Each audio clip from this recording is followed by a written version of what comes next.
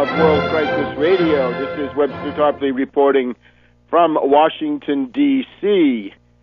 The main story this week, the huge worldwide provocation starting from the so-called film, a very obscure operation, but mainly a provocation designed to get the results that it has now gotten. We'll get into the process that led to the creation of this film.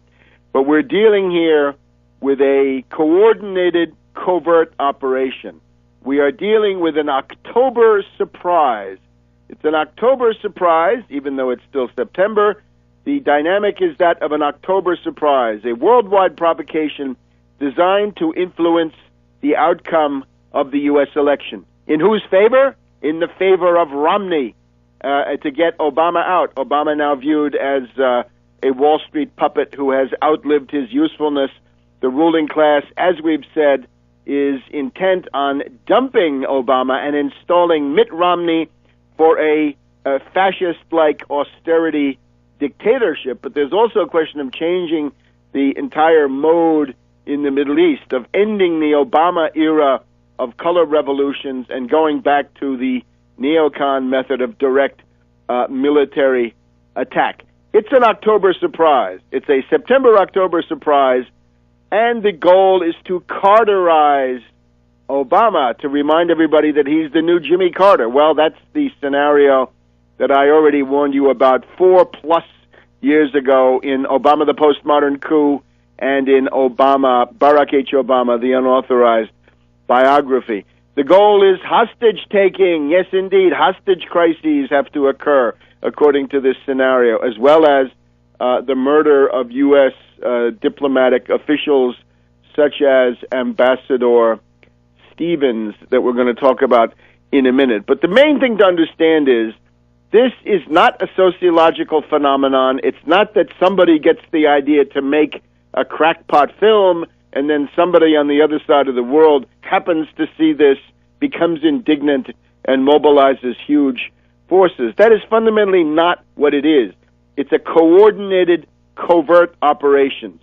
3 main components in the network that is carrying this out. First of all, the CIA Mormon Mafia, the Brent Scowcroft faction, the Danites, we can call them. The Scowcroft people, maybe that's the way to start it. Remember that for many years, the boss, the biggest single influence on hiring in the State Department, the intelligence community, the CIA, was Kissinger. And who was Kissinger's right-hand man? Who was the detail man that did the work that Kissinger wanted done? Well, that's Brent Scowcroft, and that goes back 40 to 50 years. Remember, Brent Scowcroft on 9/11 was waiting in a doomsday aircraft and, according to some accounts, flying around. And if the U.S. had been decapitated on 9/11, maybe we would have been under the Brent Scowcroft regime, whether we knew it or not.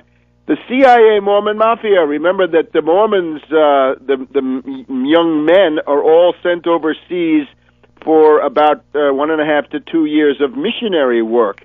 They come back with the experience of foreign places. They come back speaking or understanding something of foreign languages. Where do they then go to work? They go right into the CIA. So we're dealing with a CIA Mormon Mafia. What is their goal? To install Romney as president, to essentially make all of their careers, right? They know that with Mike Leavitt, the corrupt individual left over from the Salt Lake City Games, this guy who believes in the legitimacy of polygamy as a religious belief, this guy who is the current generation of the Mountain Meadows Massacre. If you have Mike Leavitt sitting in the White House making the personnel decisions, then every Mormon knows that they are headed for the top like a rocket, and that is something that they want. There's also the collective question of power over the United States, fulfilling the White Horse prophecy, carrying out the resentments that they have nursed against the United States for a good 150 or 170 years. So the first group that's carrying out this operation is the CIA Mormon Mafia, the Brent Scowcroft faction in the intelligence community. Now, second component, we know that the main political alliance at work with Romney is the one with Netanyahu, that Romney and Netanyahu are joined at the hip and have been since 1976 when they met at Boston Consulting Group. Netanyahu, a desperate demagogue, a Likudnik reactionary, obviously intervening in a very heavy-handed way, a ham-handed way, I might say, this week in U.S. politics, really causing a scandal which would have been greater if it hadn't been overtaken by these events in Libya and Egypt. The Netanyahu Likudniks and the neocons are throwing their weight into the scales for Romney, right? The main path for the neocons to come back to power is by getting Romney elected, and we've pointed in the past to the people around Romney, his handlers. 2/3 of all of his announced advisors are Bush-Cheney neocons. We're talking Dan Senior, the spokesman for the coalition authority there under Jerry Bremer in Iraq in 2003, 2004. We're talking Elliot Cohen, one of the top-level neocons from Johns Hopkins. We're talking John Bolton. John Bolton, the key guy right now, because he's the one who's going to become Secretary of State if everything is on track, right? A madman who could not get confirmed even by a Senate with a Republican majority back during the second term of the Bush administration. You've also got Robert Kagan, you've got Robert Joseph, you've got this entire crew of neocons around Romney. You've also got then the Netanyahu people coming together. So they want this to happen. Something to embarrass Obama, a hostage crisis, something that shows that the entire Obama foreign policy has been feckless, pointless, that it's blowing back, right, that the fomenting and supporting of the color revolutions known as the Arab Spring, that was a bad thing, that it has put power into the hands of Al-Qaeda and the Muslim Brotherhood, which, of course, is to a very large extent true. So, Mormon Mafia, Scowcroft faction, Netanyahu Likudniks plus U.S. neocons, number 2. Number 3, Saudi Salafists and Wahhabites, the group that attacked the U.S. Embassy in Libya. Well, who are they? Well, those are Al-Qaeda death squads, Al-Qaeda or close enough to it. Maybe they're Libyan Islamic fighting group. Maybe there's something else. The Wahhabites, the people back in Saudi Arabia who are the ideological kingpins of this entire thing. They're the ones who pay the death squads, be it in Syria, be it in Libya last year and now. So I would say these three groups have come together to make this movie appear and then to make the death squads appear, as, for example, in the case of Libya, and with Netanyahu's public interventions to also box in this Obama-Hillary Clinton crew from that point of view. So it's a three-pronged attack. Again, an October surprise. Remember, this is what these people do. Back in 1980, right? Bush negotiating with the hostage takers there in Iran that this had to be prolonged beyond the election so that Carter could not get reelected. And that's something that we're seeing now. Watch for the taking of hostages at some of these diplomatic posts. This could happen just about anywhere.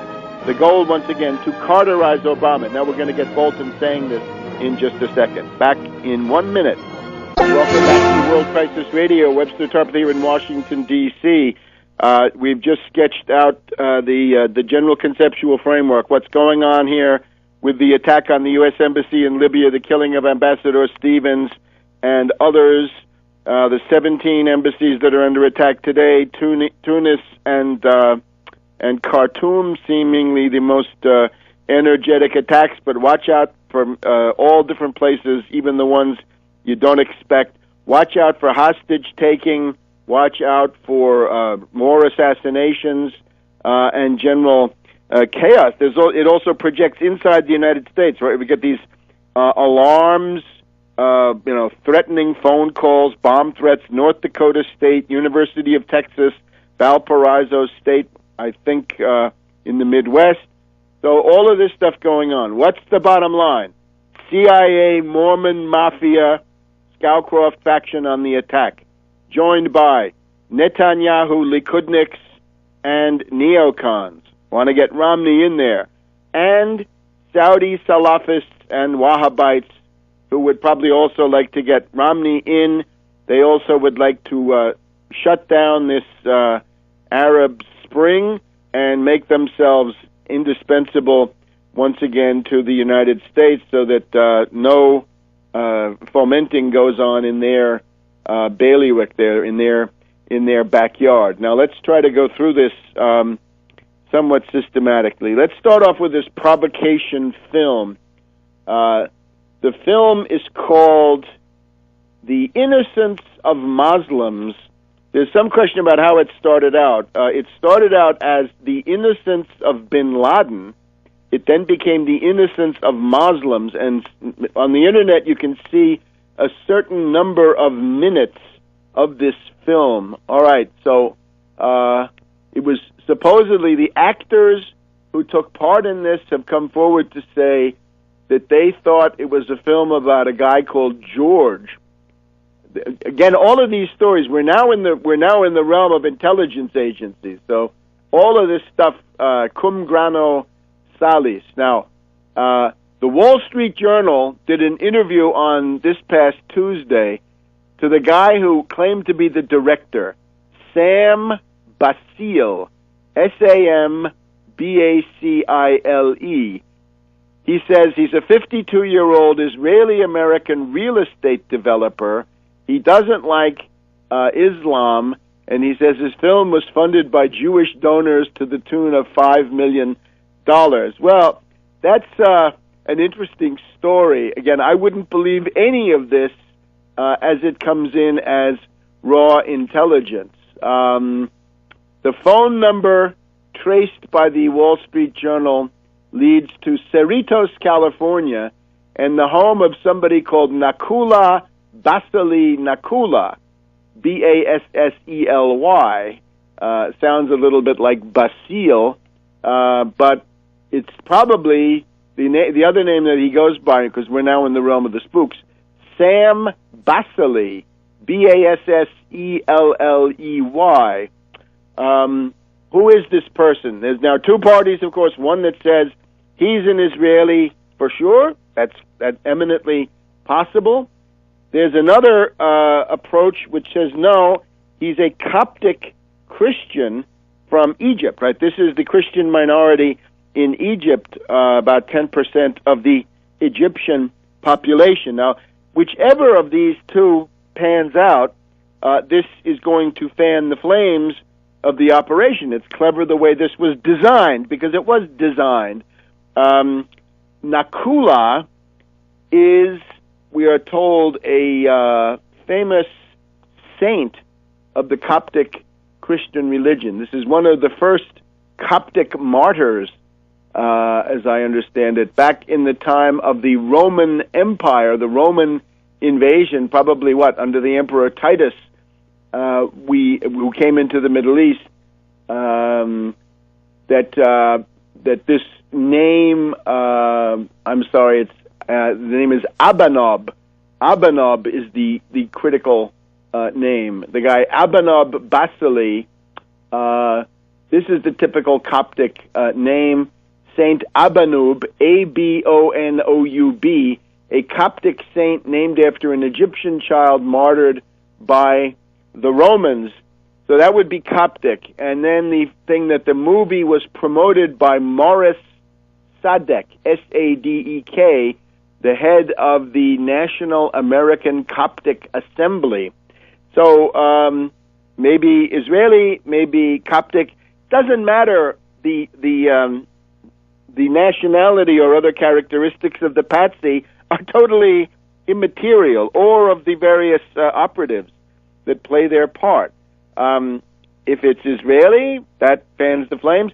If it's Coptic, that can fan the flames too. That can get you a civil war in Egypt between the 10% that are Copts and the 90% that are not. Probably not 90%, but some large faction of that.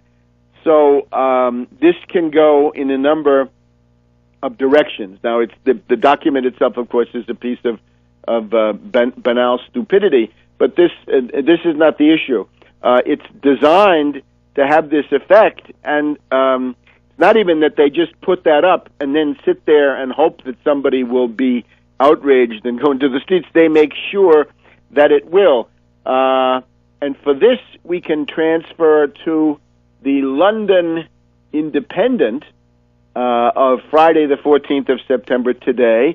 A story that you should look at there, the London Independent revealed inside story of a U.S. envoy's assassination. Here this is now the question of the attack on the U.S. consulate in Benghazi. Now, go to tarpley.net. You will see that I wrote the book when it came to that West Point study, popularization of the West Point study that showed that the Benghazi-Derna-Tobruk corridor was terrorist recruiting paradise for Al-Qaeda when they wanted to get fighters to send into Iraq, not even so much to fight the U.S. occupation forces, but to get fighters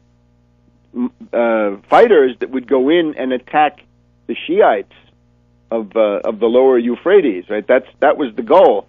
That was the death squad solution. Right, the Negroponte Salvadoran solution, or should I say the Negroponte Ford Salvadoran solution, was to rile up the Sunni forces inside Iraq and get them to attack the Shiites, and therefore to generate a civil war, which would then relieve the pressure on the U.S. occupation. And that was done, and it succeeded. And what you see now with the death squads in Syria is simply the seamless continuation of that entire thing, with Ambassador Ford taking the lead. Now, what about Ambassador Stevens now? Is he possibly somebody not so different from Ambassador Negroponte and Ambassador Ford, both of them active in the Iraq death squad situation as well as in Syria? Well, this may well be de mortuis nihil nisi bonum usually, but on the other hand, we got to know what was going on. And we'll just get to this now in a minute on World Crisis Radio. Welcome back to World Crisis Radio. Webster Tarpley here in Washington, D.C.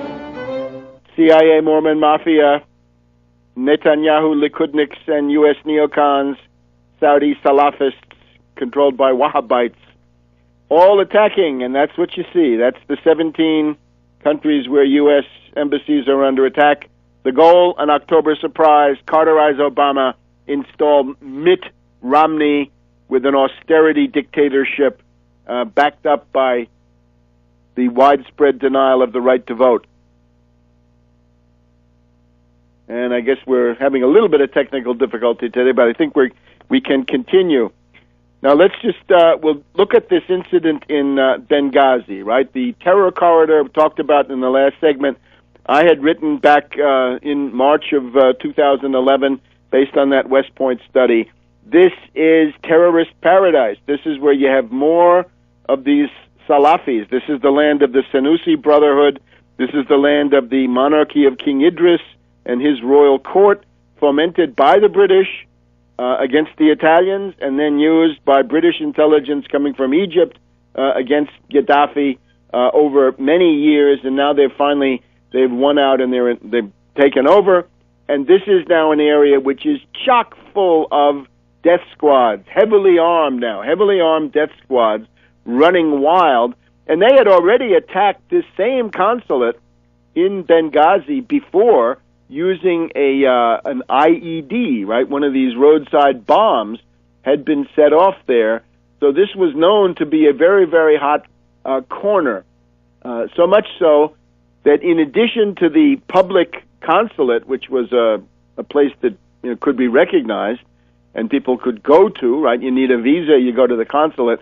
But there was also a secret safe house apartment of the U.S. in the same area, right, the same town, and that safe house was thought to be secret. So the idea was if a death squad comes and starts attacking the U.S. consulate Benghazi, that the personnel can get out of there and flee and take refuge in this secret safe house apartment. And the story was that that the people who did the killing, the death squad that actually did all this, a highly trained death squad with professional characteristics, they knew exactly where the secret safe house was. The safe house had been completely compromised. Therefore, had the U.S. structure been infiltrated, there's also the question about the Libyan security guards, right? They seem to have disappeared. They ran away. There are conflicting reports. One says that there were 10 Libyan guards killed. Another one says none of them killed. They all ran away. Why was that? Was it because of a general ideological sympathy with the attackers, or was it because of a specific suborning through an intelligence network? We always tend towards the latter if everything else is equal. The other issue is the background of it, the fact that there had been a build-up to this. It's a two-level operation. You've got a crowd of dupes who are lower-level people, and the crowd of dupes are there for a protest which is, partly peaceful, partly violent, right? A few Molotov cocktails, a few things like this, right? Sort of, low-level violence. And then you've got a group which is a death squad out to kill and assassinate the diplomatic personnel. Even at the two-level area, right, you can see that the crowd of dupes was motivated by this film, right, which many of them have not seen, or they've been told that this is a terrible thing. And then we're also told that the actual death squad seems to have been motivated by the desire to avenge the death of al-Libi, Libi being a top leader of Al-Qaeda, Libyan Islamic fighting group, and so forth, who had been killed by a U.S. drone strike 4 to 6 weeks to 8 weeks in advance. I'm skeptical about all of that. I see it as this is a coordinated operation. It's all done too much on a clock to make it spontaneous, sociological. You have to remember, we called attention in the spring of last year to the presence of Hasidi Hassadi Belhaj, this top leader of the Patsy milieu. This is a double agent, a mercenary. He became military governor of Tripoli for a while. These are his people. Or imagine the commando that killed General Yunus so that General Hifter, the guy who had been brought in from the CIA, from Langley, could take over the armed forces. Now, whichever way this cuts, you get the idea, right? You're in a wilderness, a jungle of competing covert operations, but you get the general idea. So none of this, in my view, is spontaneous. It's all orchestrated, and these components are put up. This movie put up, and the other stuff put up as a means of making this plausible to the dupes around the world. Now, let's go a little bit further. We've got to also look at the ambassador, and that is Ambassador Stevens. Now, what do we know about him? There's an interesting piece in French, which has, you can see it on the internet. It's written by Bernard-Henri Lévy, and Bernard-Henri Lévy, remember, is the fake nouveau philosophe of Once Upon a Time, who is now, he was a top advisor to Sarkozy, and he seems to be one of the people who pushed Sarkozy as hard as he could to get this done. Obviously an operative of somebody.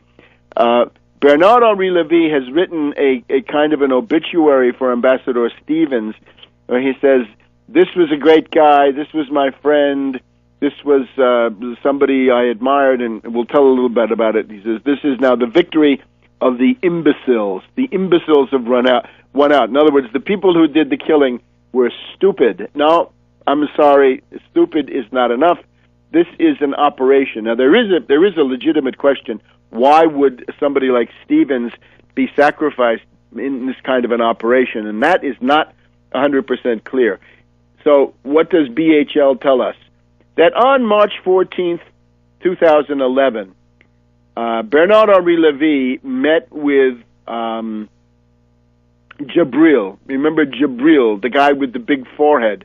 You've seen him, right? He became the head of the government of the Transitional National Council, the rebel council of Benghazi.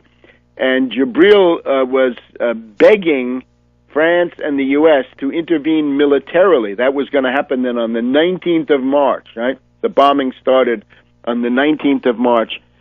Jabril was there in Paris, and Hillary was there in Paris.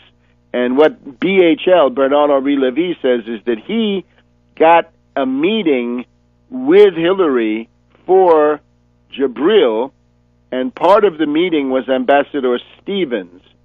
So he calls him the one of the secret artisans of the freedom of Libya, artisan secret de sa liberté. So he's one of the secret artisans of the freedom of Libya. In other words, an important behind-the-scenes operative. And then BHL is obviously quite smitten by Stevens. He says that he met him also a little bit later on the Brega Road with his dazzling smile and his elegance, even out there in the desert. So, again, Bernard-Henri Lévy's conclusion is that the killers are simply imbeciles. Well, we'll talk more about this in a minute here on World Crisis Radio. Welcome back to